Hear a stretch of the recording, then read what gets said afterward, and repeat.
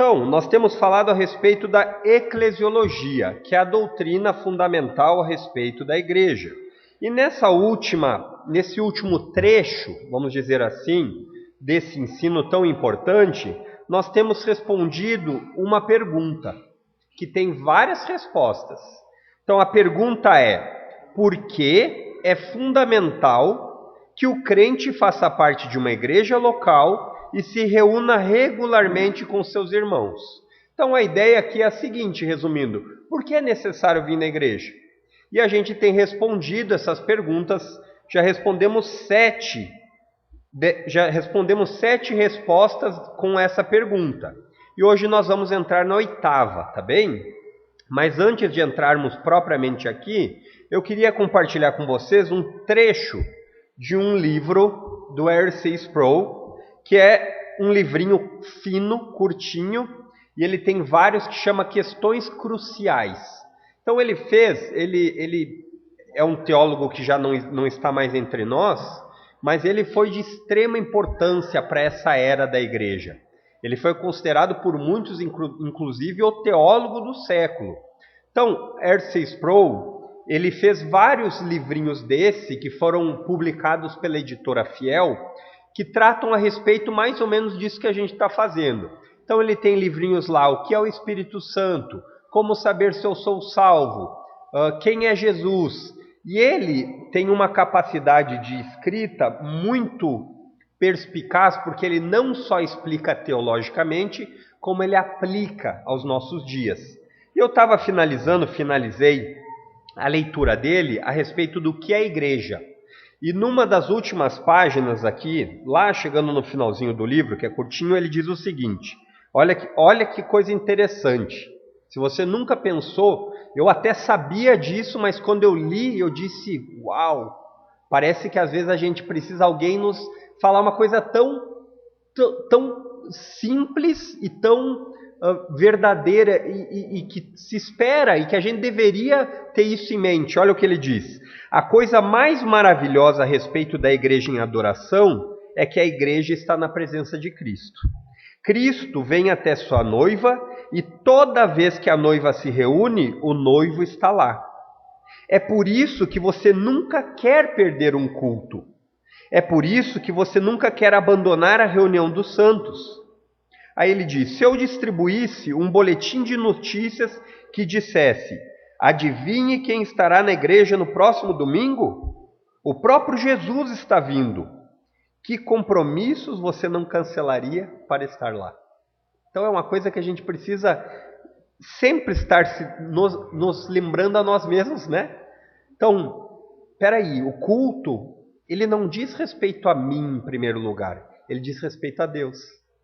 E se no culto Cristo está lá, uau, que presença ilustre!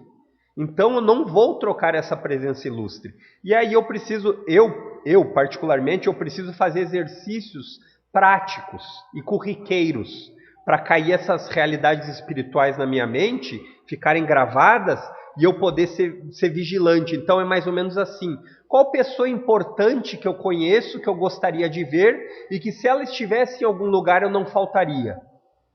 Então, por exemplo, se nós tivéssemos aqui um encontro com Augustus Nicodemos, que é um pastor abençoado por Deus, com certeza nós organizaríamos a agenda de uma forma a gente tentar estar lá.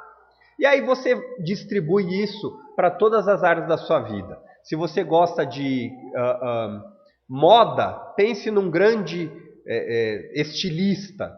Se você gosta de esportes, pense num grande atleta. E assim por diante. Nós não faríamos um esforço extra? Faríamos. Então é essa mentalidade que a gente deve ter ao pensar na igreja. A igreja, ela é sublime não porque nós somos pessoas muito especiais, mas por causa de quem faz parte da igreja, por causa de quem constituiu a igreja e por causa do preço que foi pago pelas nossas vidas.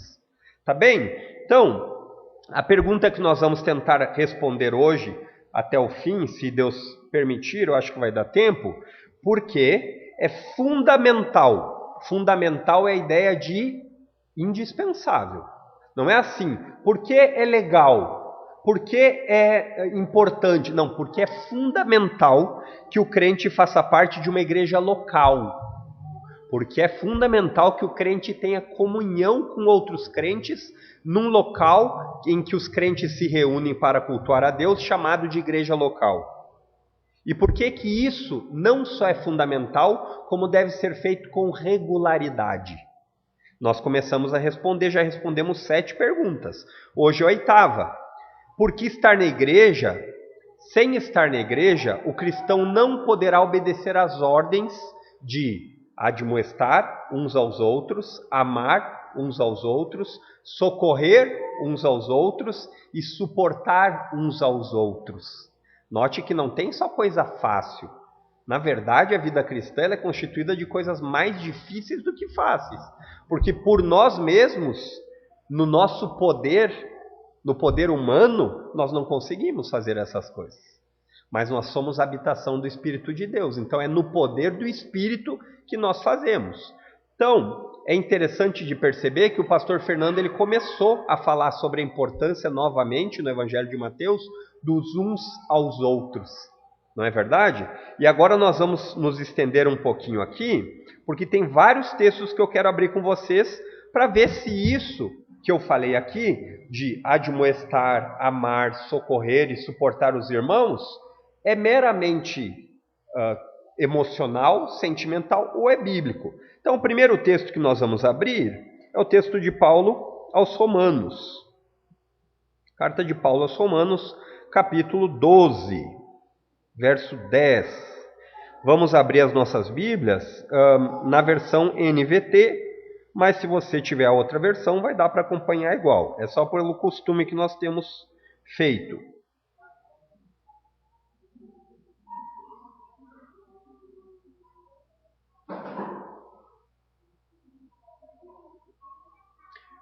Então diz assim o texto bíblico.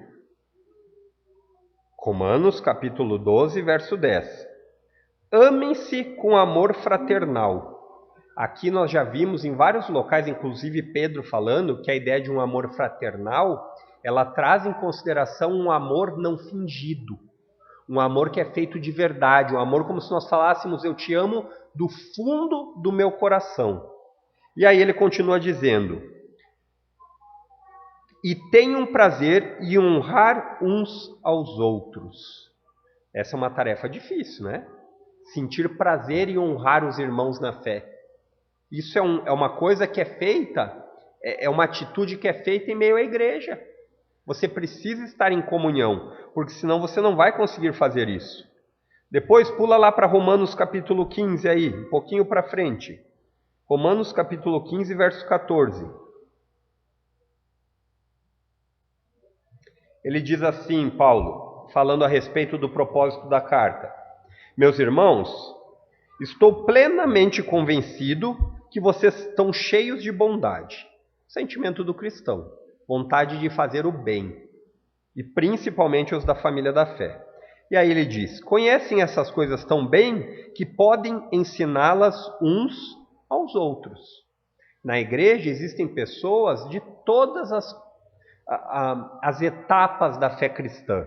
Existem os novos, existem aqueles que já caminham há algum tempo, existem aqueles que já estão com sinais da caminhada, já estão com calos.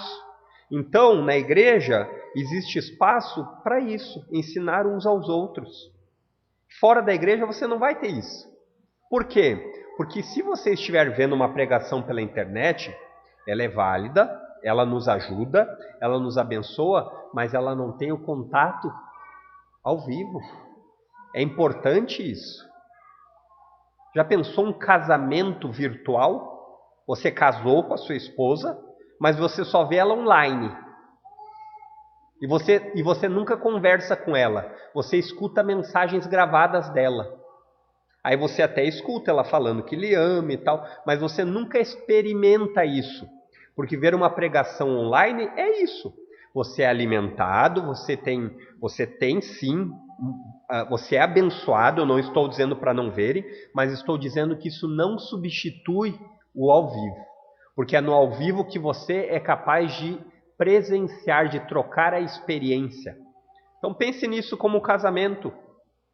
Se você casar com uma pessoa, você não vai querer ficar escutando somente vídeos gravados da pessoa, dizendo para você, olha, eu gosto muito. Não, você quer realmente ter a presença da pessoa. Agora pula lá para Gálatas, um pouquinho para frente. Gálatas capítulo 5, verso 13.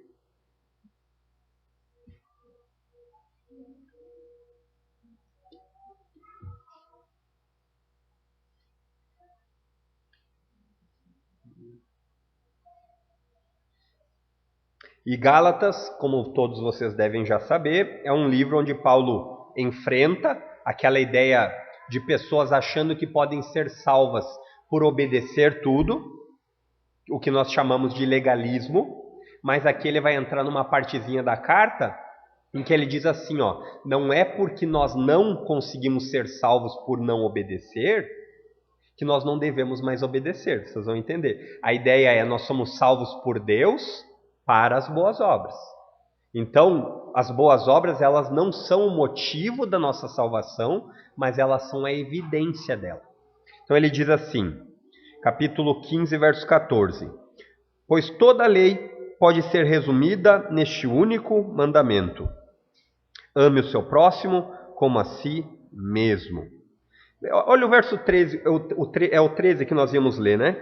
Por isso que eu vi que fazia mais sentido o 13. Ele diz assim, o verso 13. Porque vocês, irmãos, foram chamados para viver em liberdade.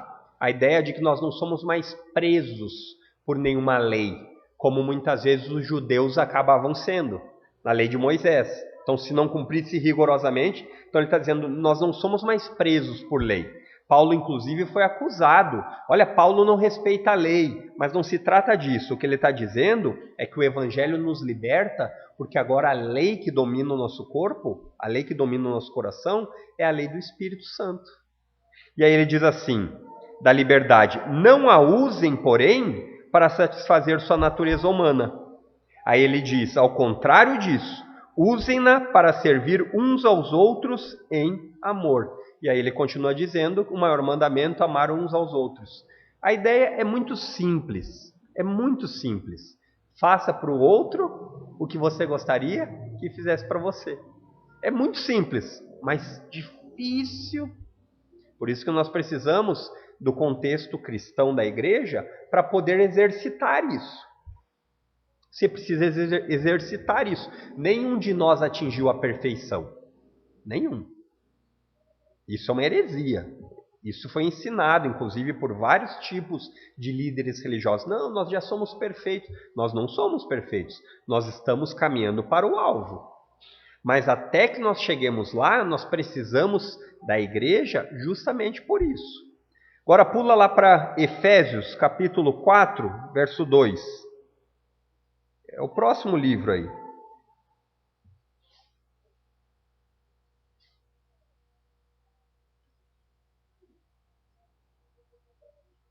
Ele diz assim o texto.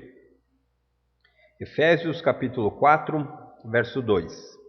Sejam sempre humildes e amáveis.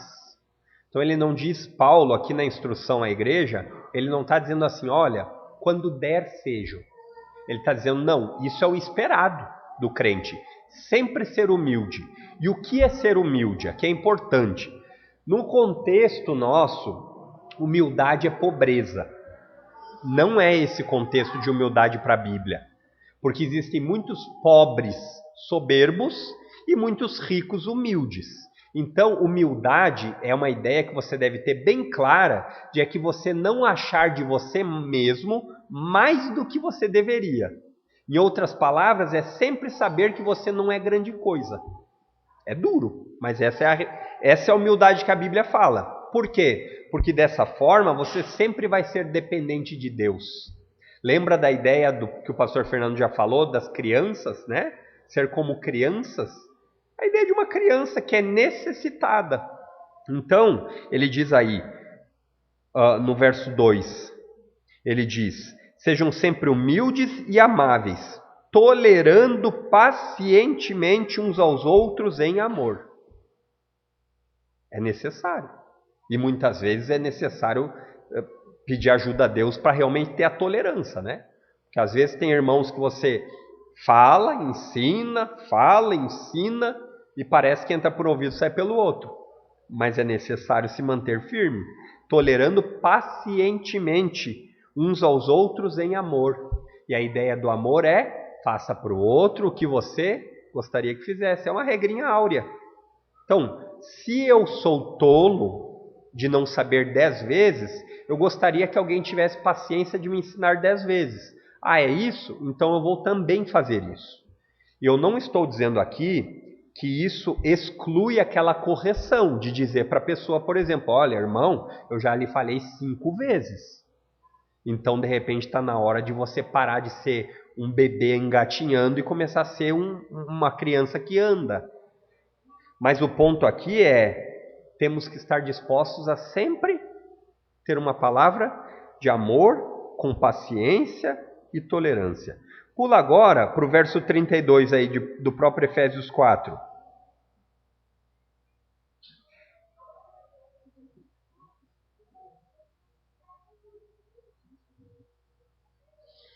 Vamos ler o 31, porque ele faz sentido dentro do contexto do que Paulo está falando. Ele começa dizendo no verso 30, para que os crentes não entristeçam o Espírito Santo. E o que é entristecer o Espírito Santo? A ideia aqui do contexto do texto deixa muito claro, é você não viver como crente. É você saber o que deve ser feito e não fazer. Aí ele diz lá algumas das características que entristecem o Espírito no verso 31. Ele diz assim: livrem-se de toda amargura, raiva, ira, palavras ásperas, calúnia e todo tipo de maldade. Paulo não fez uma lista completa, mas ele focou muito provavelmente nas circunstâncias que estavam acontecendo. Mas aqui a gente amplia muito mais. E aí ele diz assim, que é comum em Paulo, comum nos escritores do Novo Testamento. Eles não só falam deixem de fazer, mas eles dizem o que fazer. Porque nós temos que ser muito cuidadosos, que não basta somente não praticar o mal, mas deixar de fazer o bem também é nocivo. Muitas vezes a gente pensa nisso, né? Ah, eu não estou fazendo nada errado, mas quando você deixa de fazer o que é certo, você também está pecando, é um pecado de omissão. Eu sei o que eu devo fazer, mas eu não faço. Então ele diz assim, no verso 32, que é onde nós queremos chegar. Em vez disso, em vez do quê? De ficar amargurado, com raiva, com ira, não perdoar, ter palavras sempre duras, grosseiras, ser aquela pessoa que está sempre pronta para explodir. Ele diz, ao invés disso, sejam bondosos e tenham compaixão uns dos outros. Ter compaixão, a ideia de compaixão é se colocar novamente no lugar do outro. Porque assim, é notório, quando nós não passamos por uma circunstância na vida que os outros já passaram, como a gente muitas vezes olha para isso e diz assim, é frescura.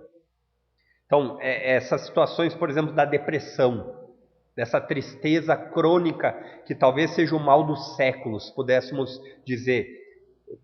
Antes que o pastor Fernando me corrija, é lógico que o problema maior é o pecado, mas a depressão vindo por meio do pecado, talvez seja o pior problema. E muitas vezes a gente escuta alguém falando e a gente diz assim, mas quanto exagero. E quando a gente passa por isso, a gente vê que não é. Isso é ter compaixão. Isso é ter compaixão.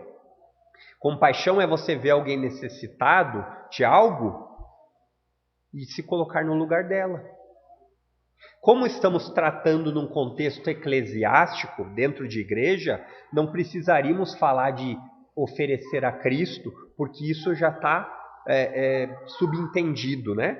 Então realmente ajuda entre nós para crescer na fé. E aí ele diz no verso 32 e finaliza, perdoando-se como Deus os perdoou em Cristo. E aqui está o segredo do perdão.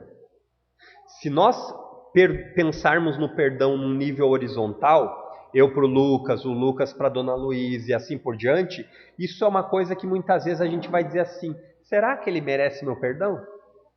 Será que ela merece? Mas quando nós entendemos que o perdão começa de Deus em Cristo para nós, e essa é a métrica, essa é a fita que a gente mede o perdão, eu não merecia ser perdoado e fui. Logo, não existe ninguém que não mereça o meu perdão. Essa é a métrica.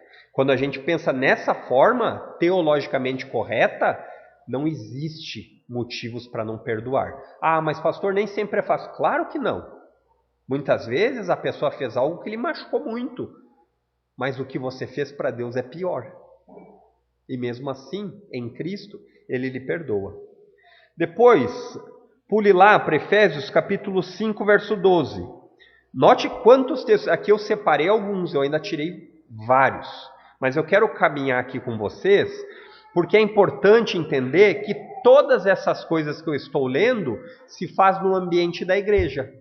Você não consegue fazer isso de maneira isolada, sendo um crente sem igreja, se é que isso é possível. Capítulo 5, verso 12. Deixa eu só ver se é isso. Troquei aqui, eu sabia que esse não... 21, 5, 21. Pula lá para o 5, 21. Troquei o 1 pelo 2 aí.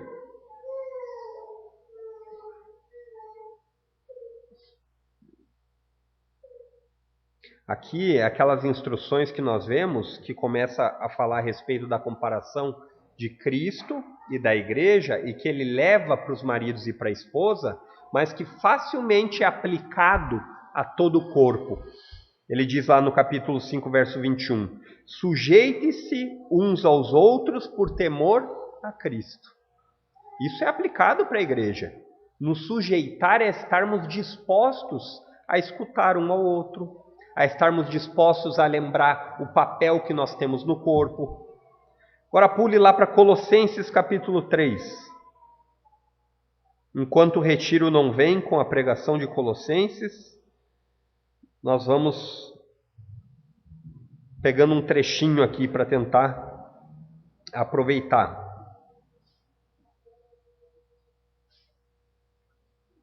Eu acho que a NVT, nesse texto aqui, ela foi bem feliz na facilidade de entender, só que a NAA ou a ARA, ela traz uma compreensão ainda mais pujante, mais forte. Olha o que a NVT diz.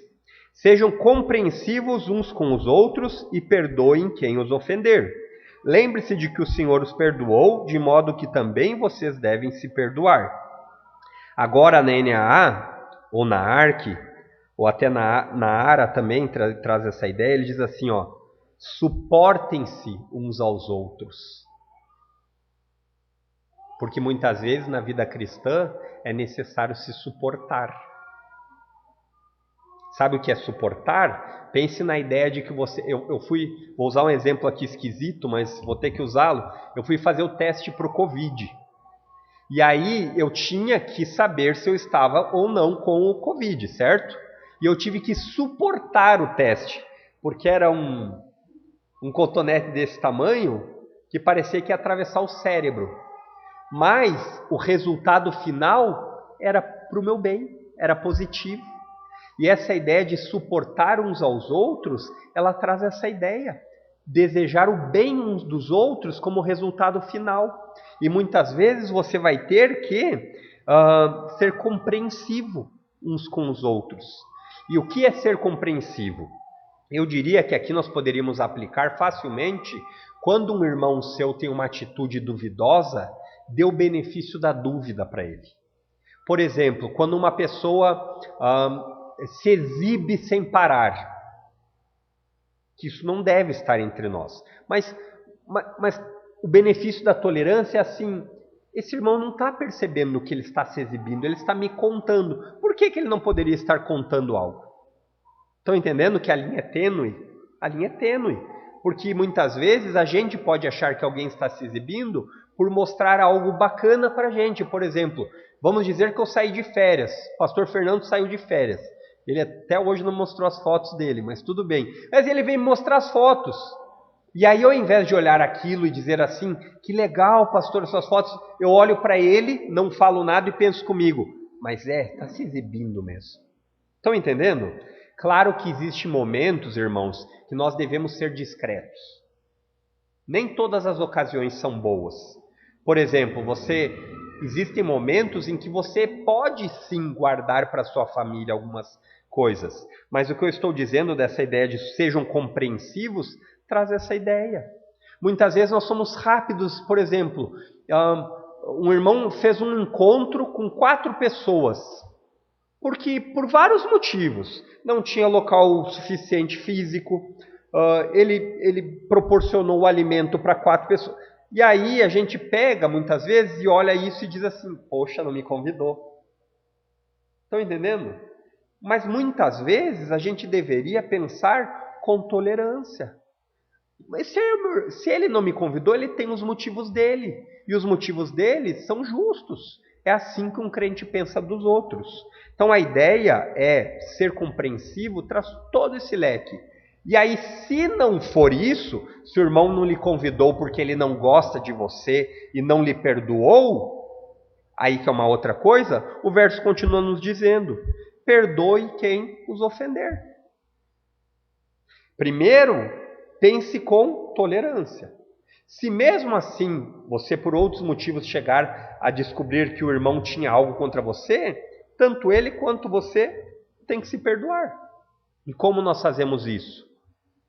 Tirando fora da nossa igreja a cultura da frescura, que é aquela onde a gente não fala uns aos outros para ninguém ficar dodói. Irmãos, se nós seguimos os passos bíblicos de admoestar, de nos amar, de socorrer, de suportar os irmãos, isso deve estar no nosso cardápio. Coloquem isso. Agora, se preparem para serem aqueles que vão e aqueles que vão ter que receber um dia também, porque não existe nenhum de nós perfeitos.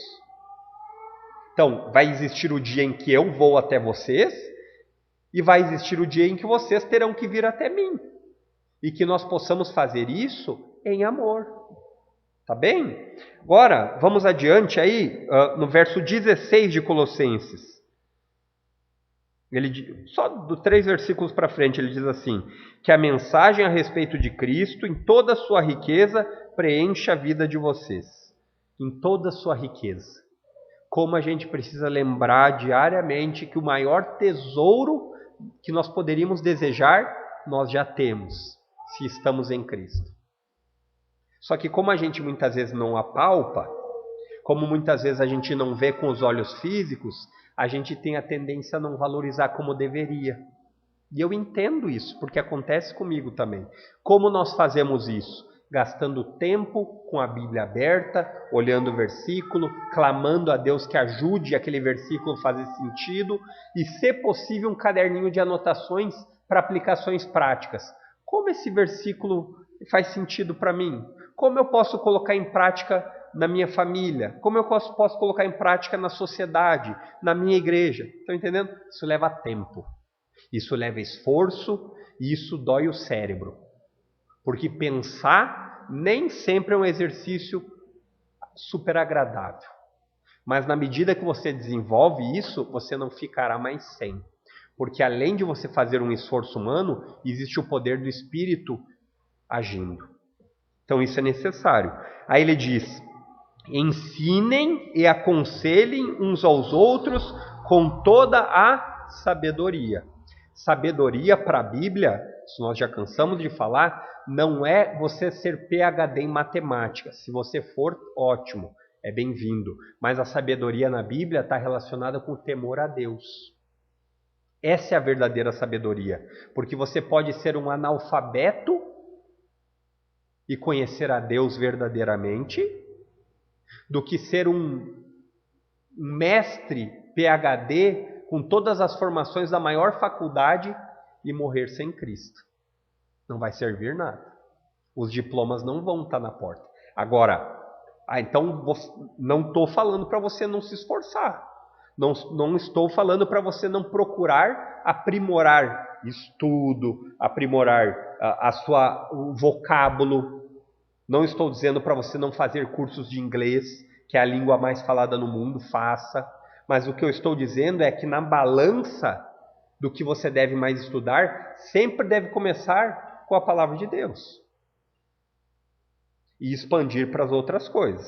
E aí ele continua dizendo: cantem a Deus salmos, hinos e cânticos espirituais com o coração agradecido. Isso é maravilhoso, né? Paulo falando isso. Então a NAA, ela vai trazer a mesma ideia e no final ela diz com gratidão no coração, que seria essa mesma ideia. Eu vou passar adiante, irmãos, esses outros textos, se vocês quiserem anotar, anotem e depois olhem, e eu tenho pelo menos mais uns 15, se alguém quiser. Então, aqui o que a gente está respondendo é: por que é fundamental que o crente faça parte de uma igreja local e se reúna regularmente? 8. Porque sem estar na igreja, o cristão não poderá obedecer às ordens. Isso é uma ordem. Isso é uma ordem. Isso não é algo que você pode ou não escolher, isso é um mandamento. Nós admoestarmos uns aos outros. E a admoestação ela encontra no seu bojo tanto o incentivo quanto a repreensão. Amar não é simplesmente tolerar tudo. É ser amoroso tanto para ensinar quanto para corrigir. Depois aqui, socorrer. A ideia de socorrer muitas vezes escapa da nossa mente, né? Igrejas reformadas e igrejas com uma teologia bem saudável, perdão, irmãos, elas muitas vezes podem pecar nisso aqui. Enquanto algumas igrejas, elas só pensam em obra social e não se preocupam com o que é mais importante, que é a pregação do evangelho, existe o risco de igrejas que se preocupam muito com a pregação do evangelho, muitas vezes não socorrer, e aqui o que nós estamos falando é socorrer a igreja, né? Esse caráter aqui esse caráter é da igreja, mas nós temos que pensar o mundo aí fora. Nós temos que ser luz também com boas obras, né? No entanto, aqui quando a gente fala dentro da igreja socorrer, é importante pensar nisso. Como eu socorro meu irmão? De várias formas. Começa orando por ele, começa me importando por ele, começa eu muitas vezes trocando que seja uma mensagem para saber como ele está. Então, muitas vezes o socorro vai vir na forma financeira, muitas vezes o socorro vai vir na forma espiritual, muitas vezes o socorro vai vir apenas na forma física, de você estar perto. Existem várias formas. E por fim, suportar seus irmãos. Então o suportar aqui, ele carrega todo esse peso mesmo. Tem vezes que a gente não suporta os filhos? Tem. Mas suportar é mais ou menos a ideia de você saber que existem coisas que não são as melhores acontecendo, mas que você precisa vislumbrar o final. Então, essa é a resposta 8 para essa pergunta. A resposta 9, nós já tratamos a respeito dela, eu acho que nós não vamos precisar nos ater aqui. Mas é porque a ceia do Senhor não pode ser celebrada fora do convívio dos irmãos. Quem lembra os 3 Cs dos motivos da ceia? Os propósitos. Propósito tríplice. 3 pontos. O primeiro é a comunhão. Nós não conseguimos ter comunhão isolados. A ceia se faz num ambiente de comunhão. A segunda é a comemoração ou a celebração. Nós nos alegramos de relembrar aquilo, de agradecer a Cristo. E a última é a comunicação. A ceia tem esses 3 propósitos. E isso é impossível ser feito via internet. É impossível. Então, o culto online não substitui a igreja local. Se é que podemos chamar de culto online, eu tenho lá minhas dúvidas. Depois a gente pode fazer um debate sobre isso. Por quê? Porque no Novo Testamento, nós não vemos a possibilidade dos autores, dos escritores, pensar em crentes que não se reuniam pessoalmente. Ah, mas os tempos eram outros. Deus é o mesmo ontem, hoje e sempre. Ok? Então essa é a 9ª pergunta respondida. Por que é fundamental que o crente faça parte de uma igreja local? Porque a ceia do Senhor não pode ser celebrada fora do convívio dos irmãos. Resposta número 10. Porque Deus ordena o louvor coletivo como parte de sua adoração e não somente o louvor individual. Nós lemos esse texto de Colossenses. Volte um pouquinho aí que você vai ver. É o penúltimo texto que a gente leu. Colossenses capítulo 3, verso 16. Não é o último, né? É o último mesmo. Deixa eu só achar aqui.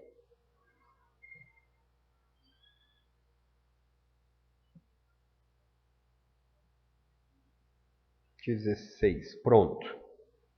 Então é a parte B do verso que nós queremos. Ele diz que a mensagem a respeito de Cristo, em toda a sua riqueza, preenche a vida de vocês. Então a gente precisa se encher disso, da mensagem de Cristo. Quem Cristo é, o que Ele veio fazer, lembrar que Ele lhe ama, lembrar que Ele disse que não lhe abandonará jamais. E aí ele diz, ensine e aconselhe uns aos outros com toda a sabedoria. Bem, ensinar e aconselhar uns aos outros precisa de encontro. Mas se alguém dissesse, não, mas eu posso fazer isso via telefone, via WhatsApp, aí ele diz, cantem a Deus, cantem, plural, salmos, hinos e cânticos espirituais com o coração agradecido. Existe aquele momento em que você fecha a porta do seu quarto e fica você e Deus. Mas é necessário aquele momento onde você se reúne com outros crentes para adorar o Senhor. E isso é feito no âmbito não individual, ou melhor dizendo, no âmbito coletivo. Então é necessário igreja para isso. Resposta 11. Por que é fundamental que o crente faça parte de uma igreja local e se reúna regularmente com seus irmãos? Olha só que interessante isso daqui. Isso aqui dava um debate bom, né? Porque a igreja é a única instituição que protege e sustenta a verdade.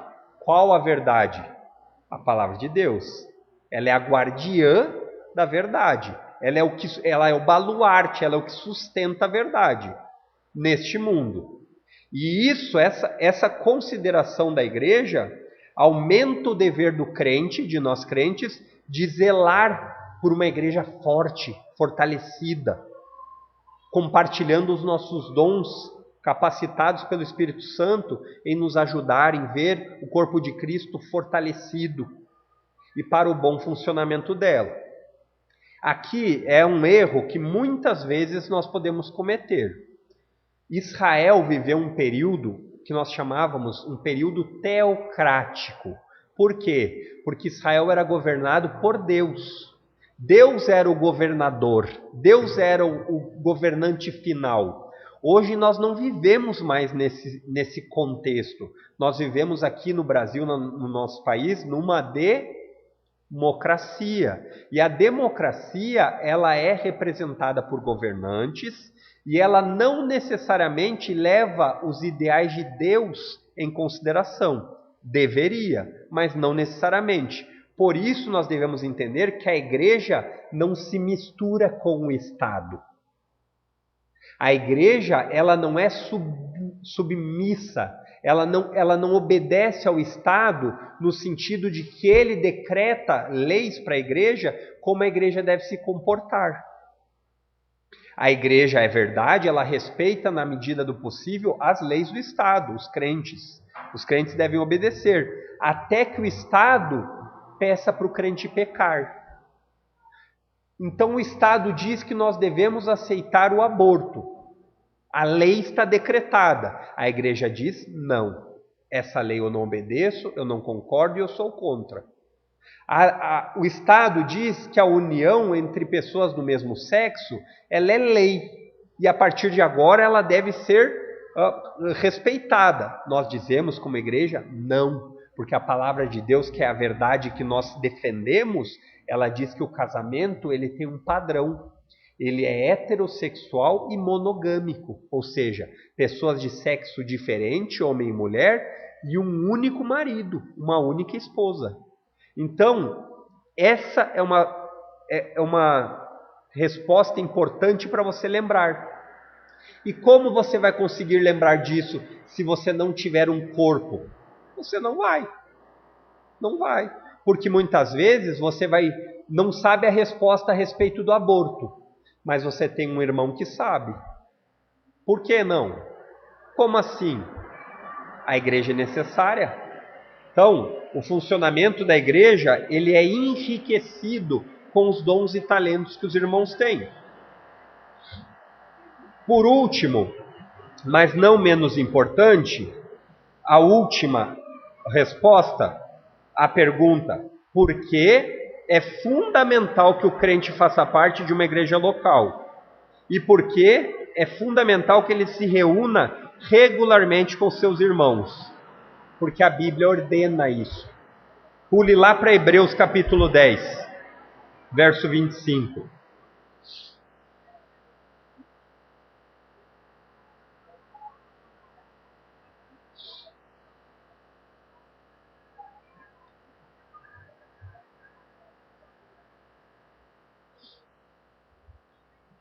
Porque a Bíblia ordena, isso é uma ordem, é um mandamento, participar de uma igreja local. Que ele não deixe de congregar. E o crente que diz que é crente e que não está congregando por motivos diversos, porque, irmãos, quando eu falo aqui, a gente precisa sempre ter o bom senso. Existem pessoas que não conseguem uma igreja local saudável.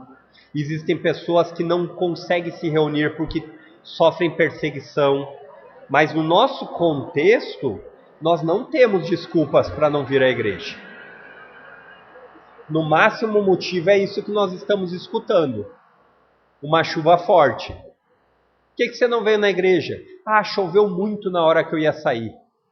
Mas você é de açúcar? Você vai derreter? Já pensou se naquele dia que Jesus tivesse que ir para a cruz, ele dissesse assim: Deus, hoje eu não posso ir para a cruz porque está chovendo. Hoje eu não posso ir para a cruz porque eu estou cansado. Hoje eu não posso ir para a cruz porque eu marquei uma reunião com um amigo meu. Hoje eu não posso ir para a cruz porque eu tenho um aniversário. Já pensou? Não, ele diz assim: eu vim para esse fim. Pai, se der, passa de mim esse cálice. Mas no fim das contas, não seja o que eu estou sentindo agora, mas o que tu queres. E é assim, irmãos. É com esse pensamento que nós devemos fazer. Senhor, eu não estou afim hoje de ir no culto. Mas me ajuda a não ser a minha vontade, mas sim a tua. E assim a gente vai vivendo. Ele diz assim no verso 25: e não deixemos de nos reunir como os fazem alguns, mas encorajemo-nos mutuamente, sobretudo agora que o dia está próximo. É a ideia que nós temos que ter em vista cada vez mais que Cristo pode voltar a qualquer momento. E o que nós vamos querer escutar? Servo bom e fiel? Ou vamos querer escutar: se afaste de mim porque nunca os conheci? Eu não estou dizendo que vir à igreja garante a salvação. Não confunda isso. Mas eu estou dizendo que você vir à igreja talvez seja uma demonstração visual daquilo que você está sentindo internamente.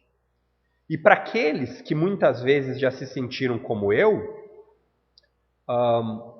faça que nem Martinho Lutero.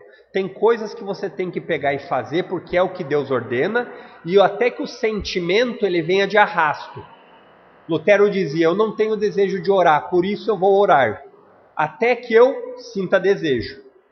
Eu não tenho desejo de ler a Bíblia, mas eu vou ler até que eu sinta o desejo.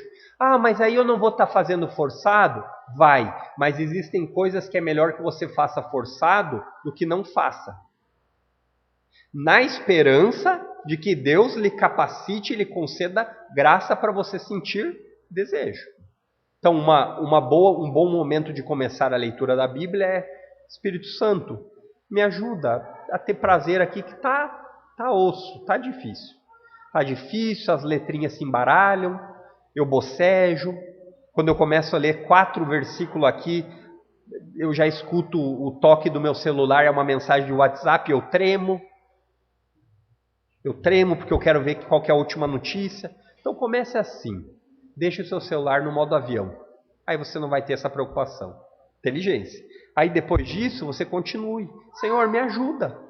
Então eu vou fazer, Senhor, esse tipo de propósito é bom de ser feito. Eu vou fazer um propósito, Senhor. Eu vou ler um capítulo por dia. E eu peço que o Senhor me ajude. E aí você se determina, escolhe um horário, escolhe um momento, seja inteligente, escolha um momento em que você não vai chegar desmaiando, né? Tá morrendo de sono e tentando ler um... Não. Então cada um tem que ser perspicaz em se conhecer. Se eu deixar isso para fazer de noite, eu provavelmente vou dormir orando. Senhor, obrigado.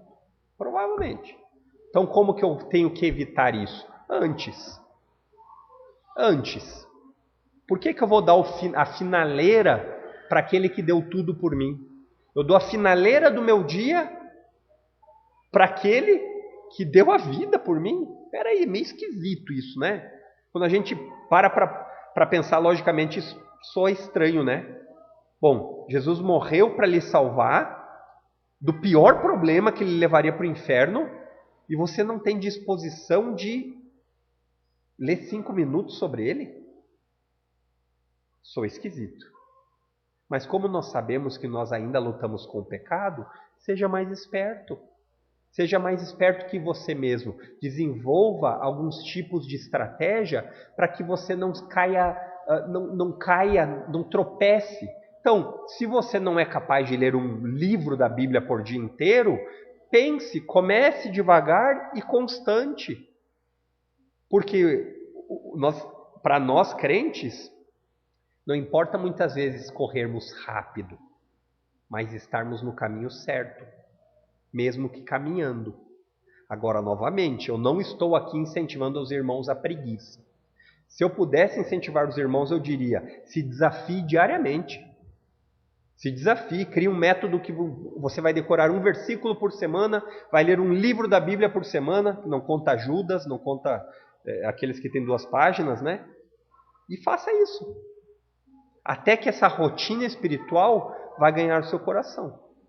Então eu tinha falado o último, mas desculpa, irmãos, eu não menti, eu me enganei, é diferente.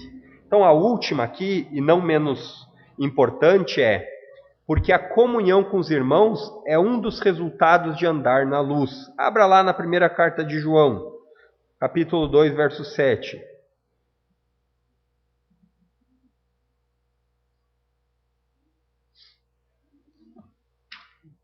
Eita, hoje capítulo 2 não, capítulo 1, né, irmãos? Anotei certo e falei errado.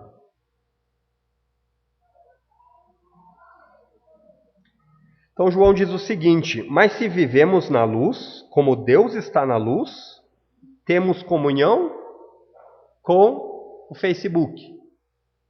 Temos comunhão via WhatsApp. Temos comunhão via pregação espiritual da internet. Não. Temos comunhão uns com os outros. E o sangue de Jesus, seu Filho, nos purifica de todo pecado.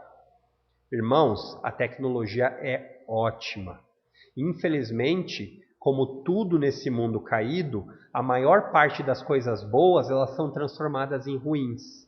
Quer ver? É ruim a internet? Não. Mas muitas vezes você vai passar todo o tempo disponível que você tem lá, ao invés de ler um bom livro, ao invés de ler a palavra. É ruim ter entretenimento? Não. Mas muitas vezes o entretenimento que você vai alcançar lá, ele não é saudável. Você vai ser levado a enxergar filmes, seriados, desenhos que não levam as coisas que Deus leva em consideração. Estão entendendo? Então, é ruim? Não. Mas nós como crentes devemos ser vigilantes, porque muitas vezes nós vamos entrar nisso sem nem perceber. Tá bem, queridos? Semana que vem eu vou tratar rapidamente a respeito dos venenos. Qual é a ideia? Nós temos feito isso a cada final de doutrina, que diz a respeito do quê? quais são os venenos, não todos, mas alguns que nós temos que cuidar. Tá bem? Deus abençoe a todos. Até domingo, se Deus quiser.